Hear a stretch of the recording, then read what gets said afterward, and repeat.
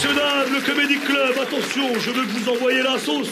On va accueillir un deuxième stand-upper, s'il vous plaît. Faites-moi du bruit pour l'homme que l'on appelle Monsieur Herman. Oh oui, oh oui. Herman, ça va moi, Herman.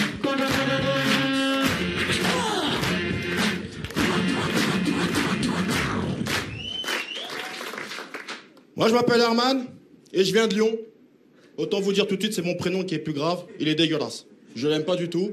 Le pire dans tout ça, c'est que je suis noir et arabe. Autant vous dire, dans le show business, pour moi, c'est mort. Autant avoir le sida, je suis sûr d'avoir un avenir positif. Ça, c'est clair. Vous inquiétez pas pour moi. Le pire, mesdames et messieurs, c'est que je suis marocain camerounais.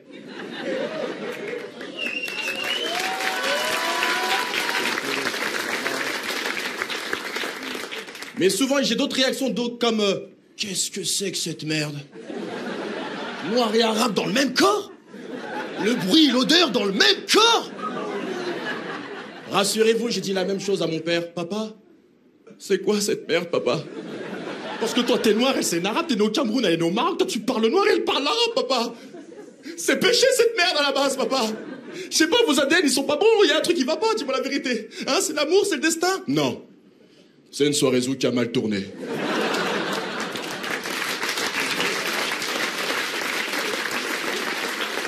Dernièrement, j'ai joué en Suisse et j'ai demandé à la foule est-ce qu'il y avait des métis dans la salle. Il y a une dame qui m'a dit oui, je suis sénégalo-française.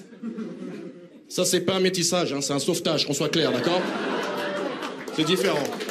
Pas pareil. Moi, personnellement, j'aime le métissage. Pour moi, c'est l'avenir de l'humanité, on est tous d'accord, je crois, mais pas pour mon père. Non, mon père, pour lui, c'était le choc des civilisations. Il n'était pas prêt parce qu'il est chrétien et ma mère, elle est musulmane. Et pour ma circoncision, lui, c'était hors de question. Il lui disait à ma mère, on ne coupera pas le pénis de mon fils. Mais c'est comme couper les ailes d'un oiseau. C'est important pour son équipe qui s'envoie qu'il a voir les endroits les plus majestueux de la vie. Dans votre religion, vous ne savez que couper, trancher, arracher, décapiter. Ouais, écoute-moi bien, négro. Ça, c'est maman, hein. Moi, je me suis pas fait foutre 400 ans pour devenir musulman, ok? Alors tu fermes ta gueule, on lui coupe le sgeg dans le bouc, tout à la ligue.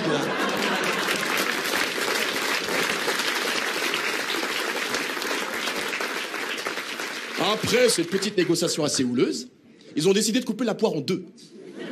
Ablation partielle du prépuce.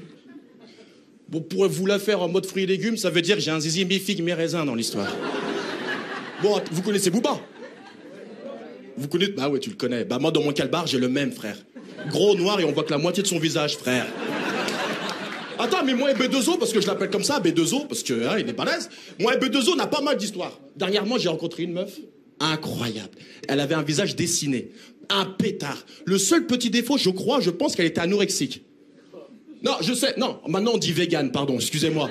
On dit vegan, vous savez les petites meufs qui mangent des graines d'oiseaux parce que c'est bio. Incroyable, mais vrai. Moi je l'ai vue dans une boutique de fringues. Elle marchait comme ça. Je la regarde. La meuf, pas de seuf, pas de sein, truc de ouf. Génial. Alors moi je vais la voir, je lui dis attends. Parce que quand je la vois, je dis on dirait pas un meuble Ikea qui se déplace comme ça, hein. Non mais un truc assez fragile, je vais pas te mentir. Alors je vais la voir, je lui dis je fais excusez-moi mademoiselle, je vous regarde depuis tout à l'heure. Franchement, je vous trouve vraiment charmante. Il y aurait possibilité que je vous offre un verre pour faire plus en connaissance? Ça tombe bien, je commence à avoir un petit creux. Ouais, mais change pas trop tes habitudes quand même, hein. Bon, on sympathise et elle m'anticipe. Je vais chez elle, elle avait tout préparé. Le lit, les perfusions, un électrocardiogramme et un défibrillateur. Je lui dis, excuse-moi, mais c'est quoi tout cet appareillage? Elle me dit, non, parce que voilà, je suis vraiment fragile, il faut y aller vraiment doucement. Non, mais moi, là-bas, je suis venu pour démonter, on est bien d'accord? Attends. On commence à s'ambiancer, tu vois, je me mets en mode camerounais, tu vois, je commence à m'ambiancer, tu vois. Tu vois, on s'ambiance, je commence à y aller, tu vois, je commence à vouloir plotter un peu, tu me connais, tu vois, on essaye. Et là, je vois que la meuf, elle a une paire de côtes, incroyable! Ah mais j'étais tellement chaud que je l'ai mis en position 4-4.